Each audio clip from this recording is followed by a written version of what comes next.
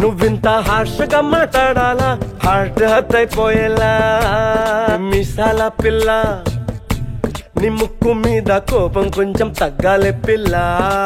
హాల్లో బాగా చలిగా ఉంది దుప్పటి కప్పండ్రా అంటూ చిరంజీవి గారు లాస్ట్ లో ఇచ్చిన ఎక్స్ప్రెషన్ అయితే ఒకసారి అయితే చూడండి.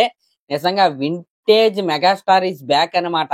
ఈ సాంగ్ చూస్తున్నంతసేపు నాకేమనిపించిందంటే వింటేజ్ చిరంజీవి గారి సినిమాలు ఉంటాయి కదా, ఘరానా మగుడు, అత్తకి యముడు, అమ్మాయికి మొగుడు, ఇలాంటి సినిమాల్లో ఉన్న చిరంజీవి గారు అయితే నాకైతే అలా గుర్తొచ్చారు. ఇందాకే మనం ఎప్పుడెప్పుడా అని వెయిట్ చేస్తున్న మేసాల పిల్ల ఫుల్ సాంగ్ అయితే వచ్చేసింది. నిజంగా సాంగ్ అయితే బ్లాక్ బస్టర్ అన్నమాట. ఫస్ట్ బాలే వీళ్ళైతే డైరెక్టర్ సిక్సర్ కాదు, గ్రౌండ్ బయటకు కూడా కాదనమాట, ఎక్కడికో కొట్టారు. బ్లాక్ బస్టర్ సాంగ్ ఇది. మెయిన్ గా ఈ సాంగ్ లో మన మెగాస్టార్ చిరంజీవి గారు వేసిన మూమెంట్స్ కావచ్చు, ఆ బాడీ లాంగ్వేజ్ కావచ్చు, నిజంగా చాలా అంటే చాలా ఫ్రీ ఫ్లో లో ఆయన అయితే కనపడుతున్నాడు. మెయిన్ గా ఆయన లుక్స్ ఉన్నాయండి. నిజంగా ఆయనకి అసలు 70 ఏళ్ళు వయసులాగైతే ఆయన అయితే లేడనమాట. ఏ 40s లో ఉన్నట్టయితే ఆయన అయితే కనపడుతున్నాడు.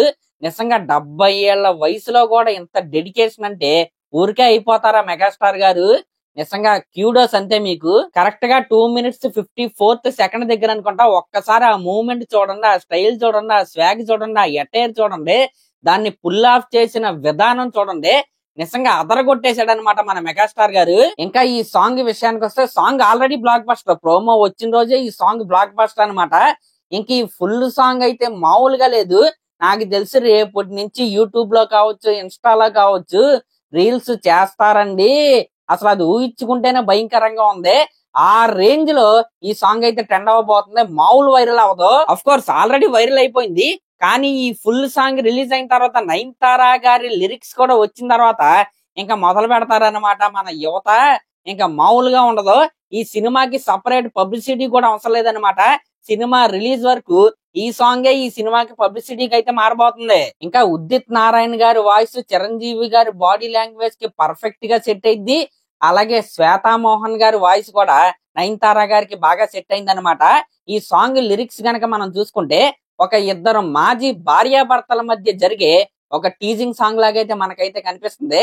మరి వాళ్ళు ఎందుకు విడిపోయారు, అసలు ఏం జరిగింది అనేది తెలుసుకోవాలంటే మనం సినిమా అయితే చూడాలి. ఇంకా ఈ సాంగ్ లో చిరంజీవి గారి లుక్స్, చిరంజీవి గారి స్వాగ్, చిరంజీవి గారి గ్రేస్, చిరంజీవి గారి బాడీ లాంగ్వేజ్ ఇవేమి కాకుండా మరొక హైలైట్ ఏంటంటే ఆ లొకేషన్స్ అన్నమాట.